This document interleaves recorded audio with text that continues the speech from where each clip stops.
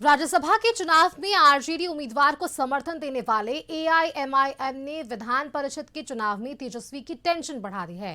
विधानसभा में 5 विधायक वाली एआईएमआईएम ने विधान परिषद की एक सीट पर दावा ठोक दिया है और तेजस्वी से समर्थन भी मांगा है। दुहाई विपक्षी एकता और पहले दिए गए समर्थन की दी जा रही है। हालांकि आरजेडी की तरफ से अभी साफ जवाब आना बाकी है।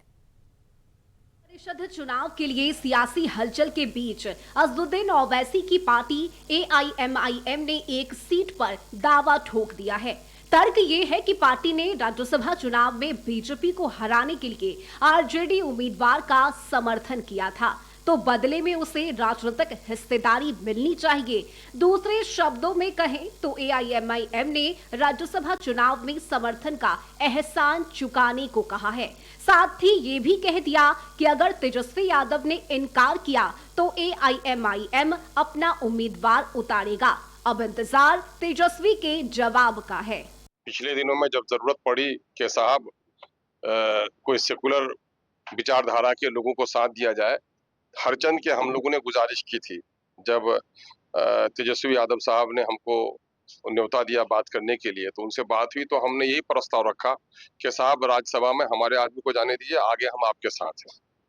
तो फिर उनसे बात हुई तो उन्होंने कहा कि नहीं, अभी राज्यसभा में जाने दीजिए, आगामी दिनों में आपका देखा जाएगा। तो उन्होंने वादा किया है, तो ये वादा उनको निभाना चाहिए। हम लोग आज पटना पहुंचे हैं, हम लोग बात करेंगे उनसे कि भाई आपने जो वादा किया था वो वादा निभाइए, क्योंकि आगे दिनों में भी और इलेक्शन होने हैं, तो इन चीजों के भी हमसे बात करेंगे। तो क्या वादा है कि एआईएमआईएम को ये मिल? हाँ, उसने यकीन दिलाया था उस वक्त कि साहब आगे दिनों में आप लोगों के बारे में हम लोग देखेंगे। तो जाहिर है कि मौका आ गया है, ये मौका है उनको अपने वादा को पूरा करने का। ये मांग बरकरार रही तो आरजेडी की मुश्किल बढ़ सकती है।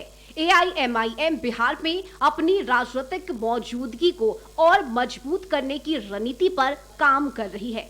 पिछले 2 विधानसभा चुनावों में पार्टी ने 5-5 सीटों पर जीत दर्ज कर अपनी मजबूत उपस्थिति दर्ज कराई और माना जा रहा है कि अब वह दूसरों को समर्थन देने तक ही सीमित नहीं रहना चाहती, बल्कि प्रतिनिधित्व भी चाहती है। बिहार विधान परिषद की 10 सीटों पर चुनाव होना है। इनमें से 9 सीटों पर द्विवार्षिक चुनाव है, जबकि 1 सीट पर उपचुनाव है। एनडीए के विधायकों की संख्या 201 है, जबकि महागठबंधन में 35 विधायक हैं। इसके अलावा एआईएमआईएम के 5 और बीएसपी के 1 विधायक हैं। 1 सीट पर जीत के लिए 25 विधायक की जरूरत है। ऐसे में महागठबंधन 1 सीट पर जीत की उम्मीद कर सकता है, लेकिन उसी सीट पर एआईएमआईएम ने दावा ठोक दिया है। हालांकि आरजेडी को अब भी उम्मीद है कि एआईएमआईएम को मना लिया जाएगा। लालू जी के विचार और तेजस्वी जी के कार्यों के साथ चुनाव मैदान में खड़े होंगे और चुनाव में जीतने का कार्य करेंगे। लेकिन भारतीय जनता पार्टी, जनता दल यू और एनडीए के अंदर जो जूतम पैजार की स्थिति है और जिस तरह से नूरा कुश्ती का खेल चल रहा है, उसका कहीं ना कहीं परिणाम में भी असर देखने को मिलेगा। राजद ने एआईएमआईएम से क्या वायदा किया, एआईएमआईएम ने राजद के साथ क्या सौदा किया, उन दोनों का मसला है। कांग्रेस पार्टी का इससे कोई लेना देना नहीं है। हम नहीं जानते हैं दोनों के बीच क्या बातचीत हुई थी, दोनों के बीच क्या वायदे हुए थे, क्या सौदा हुआ था। हमें इससे कोई मतलब ही नहीं है। कांग्रेस पार्टी इस पूरी डील से अलग। राष्ट्रीय जनता दल हो चाहे एआईएम पार्टी, दोनों का काम जनता को मूर्ख बनाना है और ठगी करना है। दोनों ने बिहार की जनता को ठगी करने का काम किया और बिहार की जनता को मूर्ख बनाने का काम किया। केवल सत्ता में बने रहने के लिए ये लोग आपस में गठबंधन करते हैं और सत्ता में ही बने रहने के लिए सिरफुटौल भी करते हैं। दोनों का काम केवल सत्ता में बने रहना है। बिहार की जनता से, बिहार के लोगों से न राष्ट्रीय जनता दल का कोई सरोकार है और ना ही एआईएम पार्टी को कोई सरोकार है। आरजेडी को उम्मीद है, लेकिन सियासत उम्मीदों पर नहीं चलती। रास्ते काफी कठिन होते हैं।